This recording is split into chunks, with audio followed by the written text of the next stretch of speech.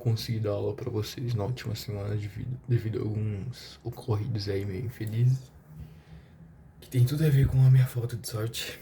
Eu resolvi gravar um vídeo pra vocês. Eu acho que eu, pelo menos, devia isso pra vocês, né? Passando uma revisão de toda a gramática que a gente viu ao decorrer das aulas que a gente já teve de japonês. Inclusive, pra quem não veio, faltou, perdeu o conteúdo, eu acho que isso seja um bom jeito de conseguir se atualizar aí ao que a gente já viu. Eu não sei se vai ser possível fazer vários vídeos durante as férias, mas pelo menos esse eu vou fazer. E também gostaria de falar pra vocês a respeito do que eu quero que vocês estudem nessas férias. Até agora, no que eu mais bati a tecla foi a respeito de hiragana. E sim, tem um motivo pra eu ter batido na tecla de aprender o hiragana. Começou.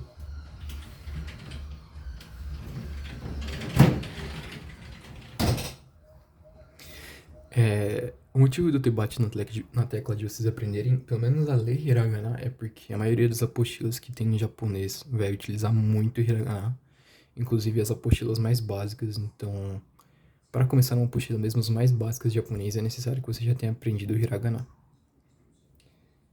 Mas nas férias eu quero que vocês tirem um pouco esse foco de aprender hiragana, porque senão até o final do ano eu não vou conseguir ensinar o tanto quanto eu queria ensinar para vocês. Quero que vocês foquem um pouco mais na gramática. Não precisa aprender, tipo, 100% das coisas, mas, tipo, antes pegar uma base. Porque assim que eu voltar das férias, eu já vou começar a focar em vocabulário e em gramática com vocês. A meta é que até o final do ano vocês consigam ler aquela imagem do grupo de japonês, sem precisar de ajuda de dicionário nem nada do tipo. Sem precisar usar a tabela também de hiragana. Não sei se vai ser possível, porque é uma imagem um pouco complexa. Então, tipo, é isso. Sem ficar enrolando, eu vou começar logo aqui, né? Já enrolei por uns 2 minutos aí. Começando a falar uma revisão sobre as partículas do japonês. No japonês, eu falei pra vocês sobre duas partículas. A partícula wa, que provavelmente na tabela de hiragana que eu dei pra vocês deve estar escrito como ha, ha, mas quando ela é uma partícula, ela é lida como wa. Ela, não sei se vocês lembram, mas ela define o sujeito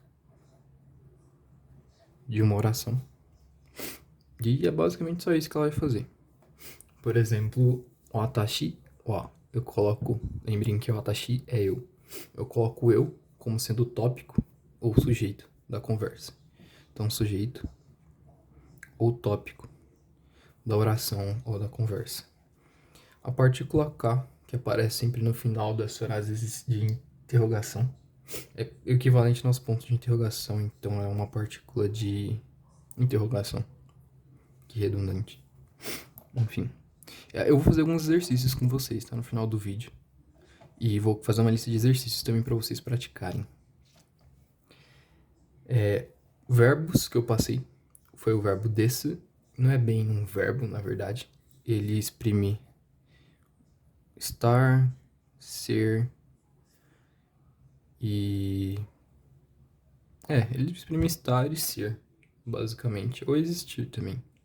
Ele pode exprimir o existir. Ele aparece no final das frases, ele é tipo uma formalidade do japonês, como se fosse... Não tem nada parecido no português pra eu dar de referência, mas ele vai sempre aparecer nas frases, não existe frase sem des ou da, a não ser que seja uma frase informal. Até mesmo em frases interrogativas o des vai aparecer, e da forma que ele vai aparecer eu já vou mostrar pra vocês. Tem o verbo aru, que é o verbo existir, então é o verbo existir, ter e estar. Ele pode até parecer um pouco parecido, pode até, tipo assim, o jeito que eu tô explicando, ser um pouco parecido com o verbo des, mas não é. Ele é um significado diferente, você já vai entender. E tem um verbo iru, que tem o mesmo significado que o aru, que é existir, ter, estar. A diferença entre o verbo aru e o iru é que o verbo aru vai ser usado para seres inanimados, ou seja, que assim, não possuem vida, por exemplo, uma cadeira, uma mesa, papel, caderno, copo, caneta, lapiseira, lápis, borracha, coisas são objetos. E o verbo iru é usado para coisas vivas. coisas animadas. Animadas, entre aspas. Né? Eu não tô muito animado hoje, não. Brincadeira. Eu tenho um probleminha. Mas enfim, coisas vivas. E é basicamente isso. Antes de eu passar para a parte dos exercícios que eu vou resolver com vocês para deixar tudo isso aqui um pouco mais claro, eu vou fazer uma revisãozinha do que eu passei de vocabulário na última aula que a gente teve, eu acho, que foi onde teve a gincanazinha. Não são todas as palavras, tá? Porque eu não vou usar todas elas hoje. São só as primeiras lá que eu fiz com vocês sobre, tipo, qual seria a leitura delas. A primeira é inu, que significa cachorro. A segunda é neko, que significa gato. Isso aqui é bem comum. No Japão, gatos são, acho que animais de estimação mais, sim, popular. Então, muito provável que vocês já conheçam essa frase, a palavra neko. Seja familiar aí pra quem vê anime e tal.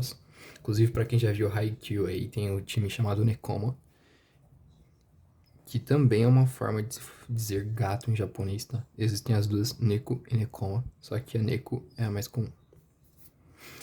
Mushi. Mushi significa inseto. Uma significa cavalo.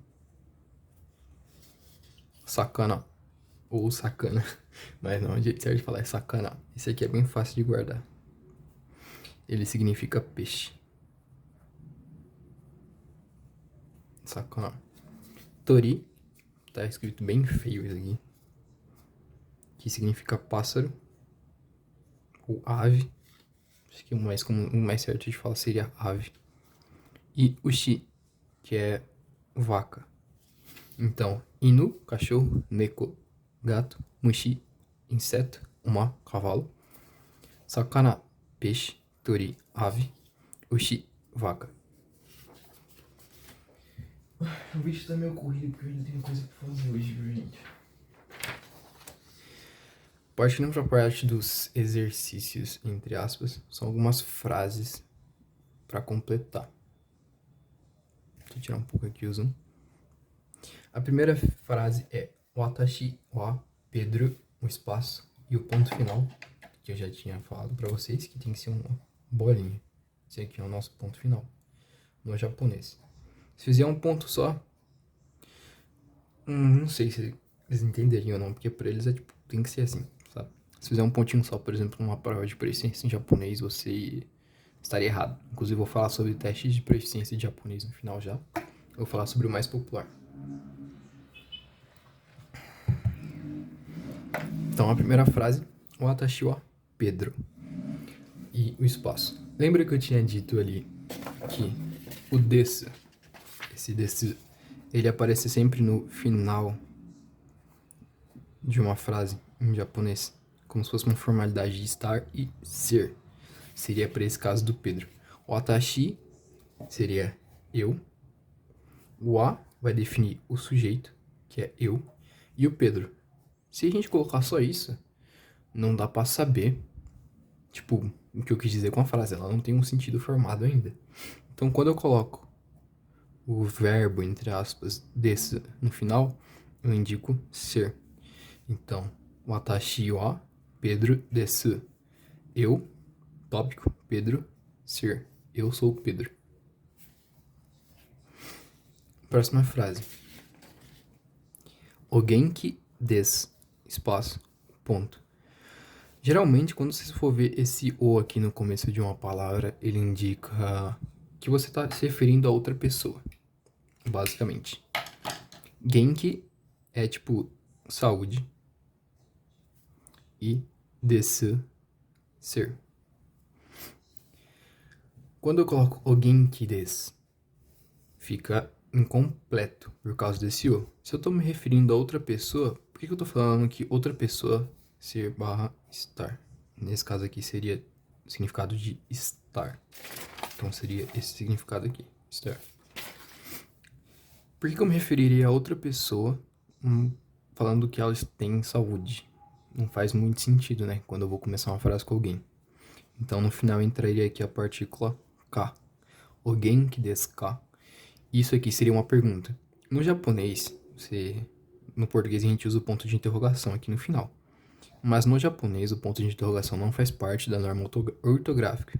Então, por mais que você possa ver alguém usando isso, por exemplo, na internet, ele se classifica como informal. E eu não recomendo usar esse ponto de interrogação. O K por si só já coloca isso aqui como uma frase de interrogação. Então a frase fica o genki desu ka? Que significa, basicamente, como vai você? Como você está? Como está a sua saúde? E a resposta para isso aqui mais comum, assim, e mais formal, seria genki desu, que é saúde e estar. Então, meio estranho, né? Estar saúde, mas significa estou bem, genki desu. Também tenho daijoubu, que é uma que é muito usado em anime. Daijoubu.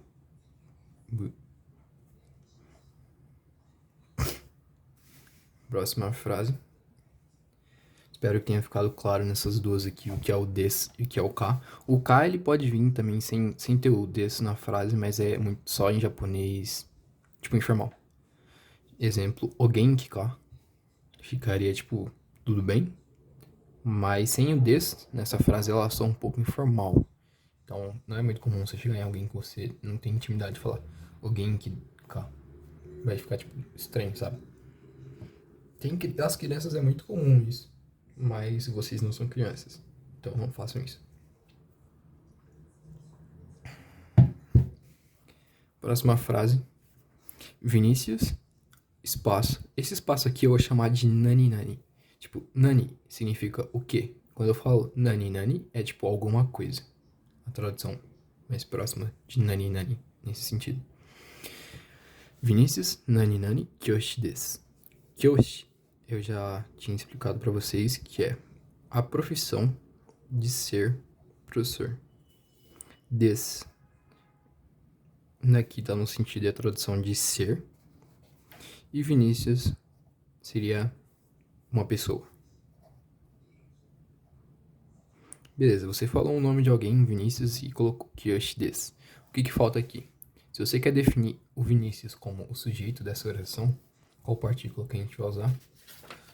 A partícula que vai definir o sujeito e o tópico, que é a partícula o. Aqui no caso ela tá como as duas. Então aqui entraria a partícula o. Que não confundam isso. Cuidado para não confundir esse UA, quando ele aparecer como partícula, com esse UA, com esse UA aqui. Então na frase fica Vinícius, UA. Então Vinícius é o sujeito barra tópico da frase. Kyoshi desu. Então Vinícius é professor. Próxima frase. Isu nani nani arimasu ka? Aqui é algo que eu vou apresentar na próxima aula para vocês. Então eu vou deixar isso aqui pro final. Mas eu coloquei duas opções. Isu nani nani arimasu ka? Ou isu nani nani imasu ka? Lembra que eu falei que isso aqui é... Não falei disso. Mas esse verbo imasu é referente ao iru e arimasu é referente a aru.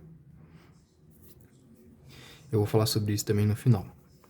Dito isso, seria a mesma coisa que falar isu nani nani aru ka? Ou isu nani nani iru ka? Como eu falei antes, o iru ele vai ser utilizado para objetos inanimados e o iru para coisas vivas. Então o que vocês vão fazer é olhar para o que eles estão se referindo. No caso, eles estão se referindo a isu. Isu, se vocês não lembram, significa cadeira. Eu falei isso lá no começo, não desse vídeo, mas quando eu comecei a dar as aulas. Significa aquela cadeira que você usa na escola ou que você tem mesmo em casa, ou até cadeira de escritório. É isso. Então, isso é um objeto inanimado. O certo seria usar o aru. Então, se tivesse uma opção assim, isso arimasu ka ou isso imasu ka, a que você teria que assinalar na prova seria o com arimasu, porque imasu não se pode usar para objetos inanimados. Beleza? Próxima frase, antes de eu passar,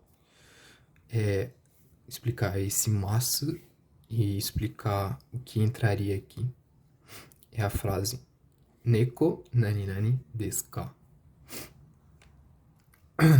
Aqui você tá perguntando, tipo, pra pessoa alguma coisa, certo? Des, ser, lembrando que o des é existar, ser, existir. Ele exprime alguma coisa. E o K, a partícula de pergunta que eu coloquei o ponto de interrogação, tá? Nos que estão com K, só pra ficar mais claro pra vocês, pra não ficar um pouco confuso nesse começo, mas mais pra frente eu vou cortar esse ponto de interrogação. Neko é gato. Aqui, o que seria o certo de entrar seria um vocabulário, certo? Porque a frase está redundante.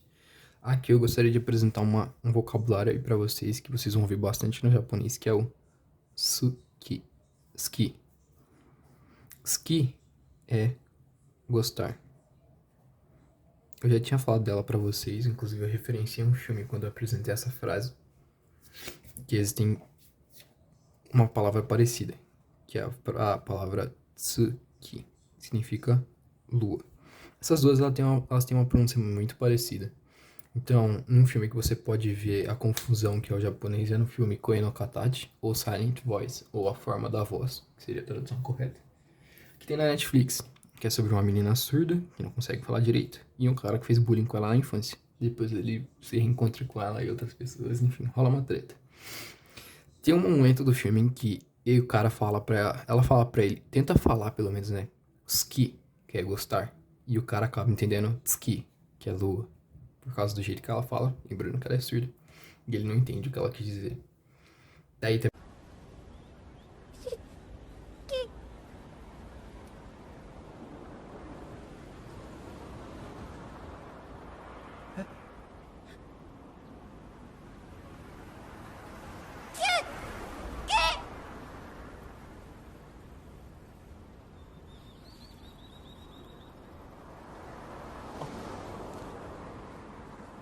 Tsuki? うん。綺麗だね。 Daí também uma importância de você saber pronunciar direito a palavra, senão você pode ser mal compreendido. Então, vocabulário novo, ski, gostar, para quem faltou nas outras aulas, isso que é cadeira. E para quem faltou na última aula antes de entrarmos de férias aí, são essas palavras que eu passei. Tem mais algumas e eu vou passar elas para vocês um pouco mais para frente no próximo vídeo. Já agora falando sobre esse massa que eu apontei aqui em cima, ele nada mais é do que uma forma verbal. A gente chama ela de massa forma. Isso aqui, esse massa é uma questão de educação e de formalidade no japonês. Então, o verbo iru, que ali eu apontei como imasu, e o verbo aru, que ali eu apontei como arimasu. Quando eu digo ali, é aqui em cima nas frases que eu apresentei no outro vídeo, que é isu nani nani arimasu ka, ou isu nani nani imasu ka. Eles vão ter o mesmo sentido, tá? Iru e imasu vai ter o mesmo sentido, e aru e arimasu vai ter o mesmo sentido. A diferença é que isso aqui é formal, isso aqui é informal. Então é muito importante vocês aprenderem isso, informal ou formal. Se você tiver entre um âmbito de amigos, então você pode ser mais relaxado. Seria muito comum você usar um informal, que é o iru, aru. E no âmbito tipo, mais de trabalho, ou falando com desconhecidos, seria mais comum você usar a forma formal, que são os verbos na forma massa. Então, formal é igual a verbos na forma... Opa, tá fora da cama. Massa. Informal são os verbos na forma do dicionário.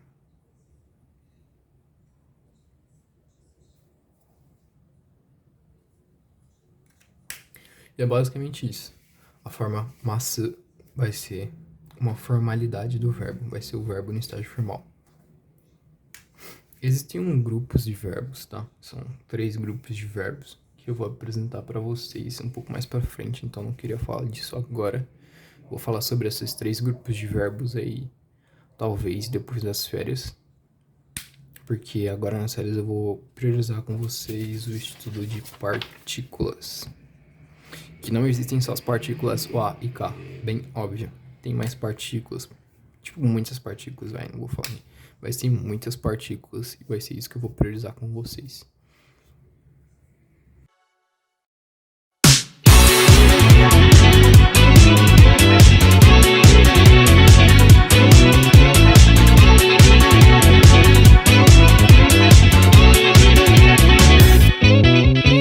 足りないもの探してバックパッカーカッとなってはやっちまった急展開に来たしなくたってきっと君は来ないって泣いてばビビディバビデブおまじないみたいなモンスター帰りを今も待ち望んではその感動はまた走り去ったあれじゃないとあれじゃないと焦りだけが募るようだ隣に握りしめる手が欲しかったぬくもりを知らぬまま心まで貧しくなって憂いの海をさまよった上道溢れているんだ見過ごすな夜が明ける前に酔いを覚まして時間がないんだ君には戻っていたいの退屈な今日は越えていきたいんだきっと声が届くまでのよつけてフラフラになってしまうまで僕らにそれを忘れることを許さないから考えることすらやめてしまいな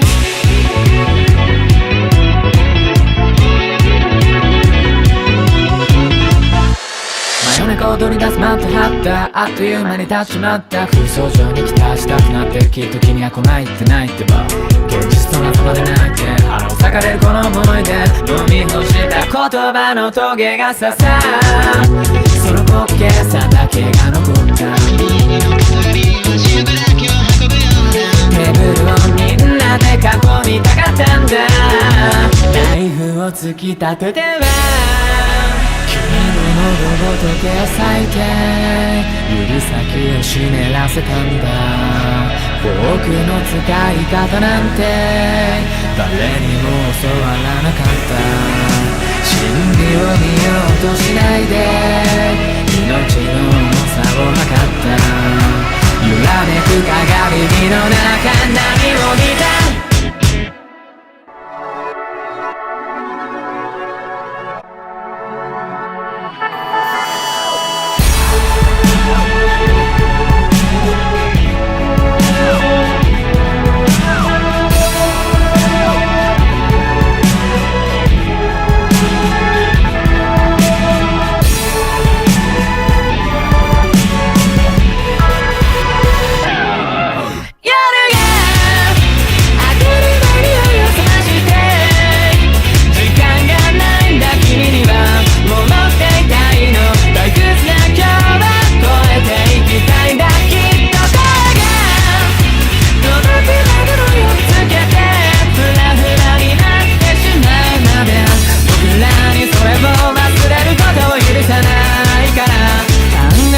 ことすらやめてしまいな僕